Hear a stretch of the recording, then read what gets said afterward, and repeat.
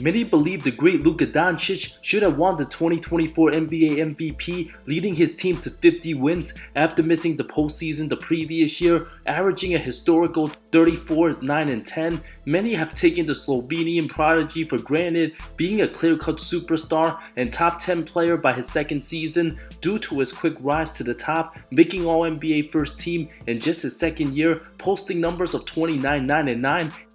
Doncic might finally get the award next season as a makeup for the embarrassing results from the media voters giving him just 4 first-place votes, an absolute travesty of disrespect. With his name being in plenty of preseason most valuable player favorites last couple years, you don't gotta wait till next season. If you wanna make smart bets now while looking through the numbers, you're in luck. Today, I would like to thank my new sponsor, OddsJam.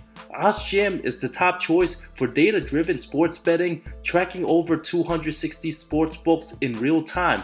With OddsJam, you'll become a profitable sports bettor using strategies similar to those employed by successful investors and traders. How does it work? Thanks to the OddsJam arbitrage tool, which identifies discrepancies in sports betting lines across the market. This tool finds arbitrage betting opportunities, guaranteeing risk-free profits by spotting these differences. You can even bet on both sides of the market and still make a profit. But that's not all. OddsJam also offers a positive EV calculator to help you optimize your bet sizes and a bet tracker to monitor your profits across all your sportsbooks accounts. By using OddsJam, you'll bet smarter and more responsibly, leading to long-term profitability. Plus, they're so confident in their product that they offer a 7-day free trial. Ready to try it out? Use code WILSON for a 35% discount on your first month.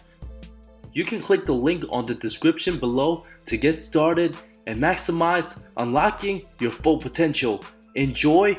Back to the video. And Luka Doncic and 7 others to not win an MVP due to either voter/player fatigue or boredom, but their performances would be heard extremely loud in the playoffs for the better or worse. Starting with Kareem Abdul-Jabbar, 1973, the best player for his era, just his 4th season, already accomplished everything possible for an all-time great, 2 seasons removed from his first title, already receiving 2 MVPs, averaged a staggering 30 point, 16 rebound, 5 assist stat line, and God knows how many blocks for the 60-win Bucks.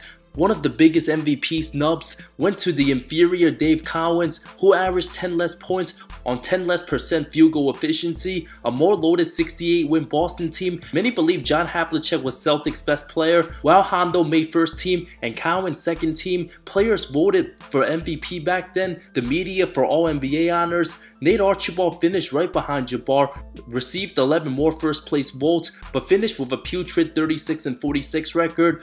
Kareem a weaker supporting cast than years past, with 34-year-old under 16 points a game Oscar Robertson. The players voting at the time robbed him of being the 3rd player to win a three-peat to only Bill Russell and Wilt Chamberlain. Would have become the 3rd player to do so behind Russell and Wilt.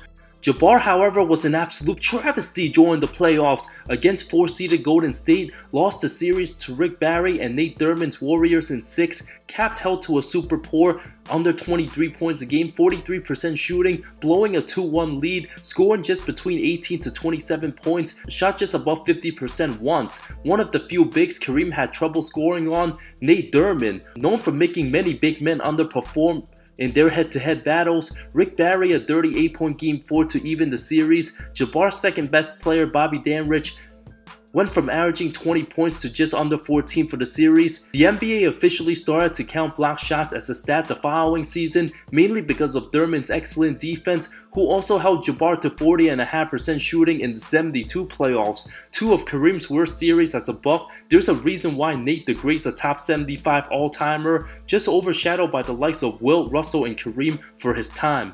Michael Jordan, 1997, 69-win Bulls, only the 3rd greatest regular season record behind the 73-win Warriors and his 96 squad. Somehow, MJ didn't win MVP over Karl Malone, the biggest absolute travesty of voter fatigue possible, and arguably the biggest snub in the league's voting history. The game's best player, already having won the award 4 times, also had strong cases in the other years he didn't win, but 97 was obvious. Malone, being in the league since 85, never won an MVP despite being a superstar for a decade plus. Utah went from 55 wins to a franchise best 64, still 5 wins shy of Jordan's Bulls. When everyone assumed MJ was just gonna win the award yet again, Jackie McMullen wrote an SI article, made a compelling case for the mailman.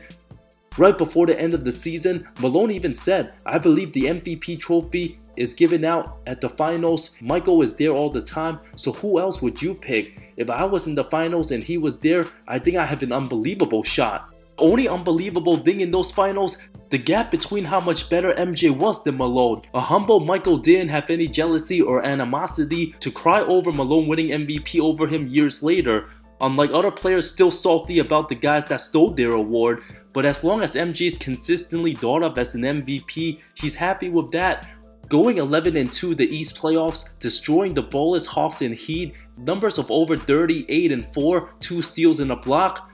Malone knocked off the Clippers, Lakers, and Rockets, going 11-3, 27-12, a block and a steal. On less efficiency, clearly Jordan performed better than Call heading into the finals, including the iconic 55-point Game 2 on Washington. According to Chris Webber, MJ sat on his Ferrari, smoking a cigar, asking the bowlers who was gonna guard him, and everyone pointed at Calbert Cheaney. Jordan proceeded to go 22 of 35 from the field, scored 20 of his team's last 23 points. MJ easily outshined Malone by a big margin come June. Scottie Pippen went up to Call, whispered, "The mailman don't deliver on Sundays." Malone proceeded to miss both free throws in a tie game. Jordan, of course, then sealed the deal with a game winner. Out of 2, out of 1, here's Jordan. Yes! It is all over. MJ also punished Utah Game 2, outscoring the MVP 38-20, a near triple-double. Malone shot a poor 6 of 20.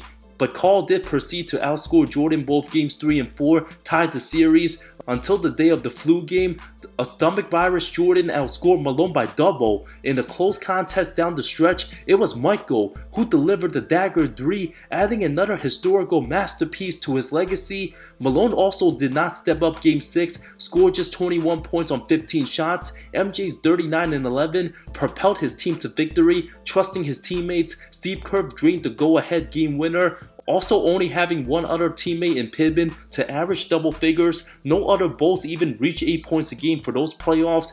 Even games 2 and 5 of the finals, Pippen struggled with a 10, 6, and 4 stat line, 31% shooting. Rodman only 7 boards. Pippen just 17 points, 29% shooting in game 5. Rodman fouled out playing 23 minutes. The final 2 Bulls wins, MJ averaged 38.5 points, 9 rebounds, 4.5 assists, 2 steals, a block, winning by a combined 6 points, one of the single greatest postseason carry jobs to a title no one talks about. If it wasn't for Jordan's late game heroics, he wouldn't have been 6-0 in the finals.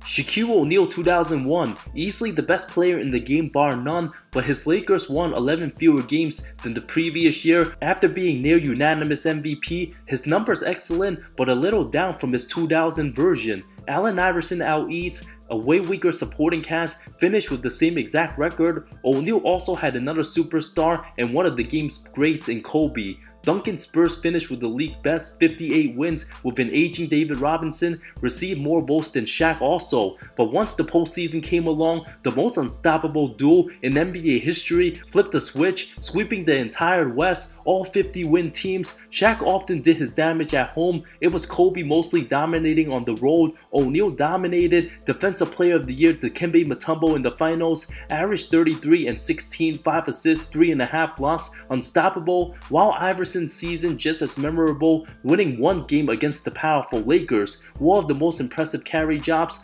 Looking back, Shaq never took away from AI's accomplishments like he does with 2005 Steve Nash. In an ESPN article from 2001, mentioned Shaq refused to speak to the media after the MVP results came out. Individual accolades really don't mean much at this time in my life, O'Neal stated. Shaq, often bitter when things don't go his way, will at least forever be part of the most dominant 1-2 punch the game has seen. Steve Nash 2007. After 2 straight MVPs, both still very controversial to this day, Nash himself and many others believe his best season was actually the year he didn't win it, leading Phoenix to 61 wins. Insane efficiency, super transcendent for his time, often doesn't get enough credit due to having no rings, led his team to the #1 offensive rating 6 straight years. Looking back in hindsight, if Nash shot the ball more in the regular season, given his high efficiency, could have averaged 25. The race was always between him and Dirk in 07, with Kobe a distant third. Looking back, it'd be unfathomable if Nash did become the 4th guy to win MVP 3 straight times, joining Russell, Wilt, and Larry. First round against Kobe's weak supporting Lakers. Nash's Suns with healthy Amari took care of business in 5, an easy 16.14 assist average. Stat put up over 24 and 13, did his best work game 4, 17 points, 23 dimes, one of the most complete point guard games anyone will ever see against his kryptonite San Antonio. Balled out, 31.8 assists game 1, but collided with Tony Parker, causing a bloody nose. Couldn't be allowed back to the court with 55 seconds left, had way too much blood, needed 6 stitches. Phoenix scored just 1 point the rest of the game without Nash. Lost the dirt contest. Later revealed Tim Donaghy reffed the game, part of a massive NBA scandal, details we won't get into. The 4th game, an MVP type performance, 24.14 assists, took over, making winning plays down the stretch before the famous Ori hip check led to the brutal suspensions from Amari and Boris Diaw. An absolute travesty of a result. Stat averaged 24 and 12 for the playoffs. Nash played 46 minutes, shorthanded game 5, 19 points, 12 assists. Absolutely gassed that game, a 3-point loss, forcing to start the old Kurt Thomas. Game 6 in San Antonio, Nash 18 and 14 dimes, not enough, especially with Duncan, Parker, Ginobili, combined 87 points, one of the best games San Antonio's big 3 played together. A disappointing ending to a remarkable season, a series that was actually the real NBA Finals. San Antonio later sleptwalked through Utah and Cleveland. A title for Nash would have probably made him a top 25 player all time. A combination of terrible playoff luck, a bad matchup, shady referees, the league hating his owner, and the presence of Robert Horry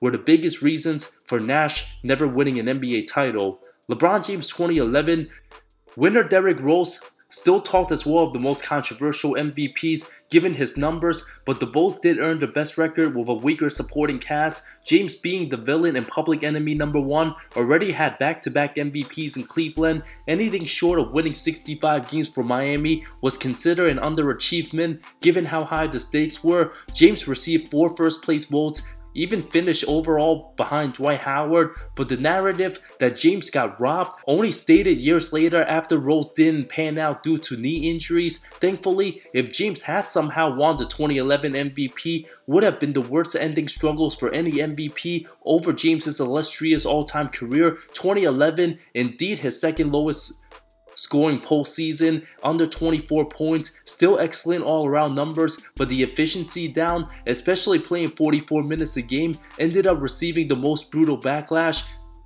for any great anybody can imagine after the Dallas series. But James no doubt did prove his MVP case the following 2 seasons, responding with 2 titles in Miami. 2021 Giannis shockingly received 1 first-place vote. Jokic fully deserved MVP, playing all 72 games. Giannis did miss 11 contests, and the Bucks dropped from first each of the last 2 seasons to 3rd place.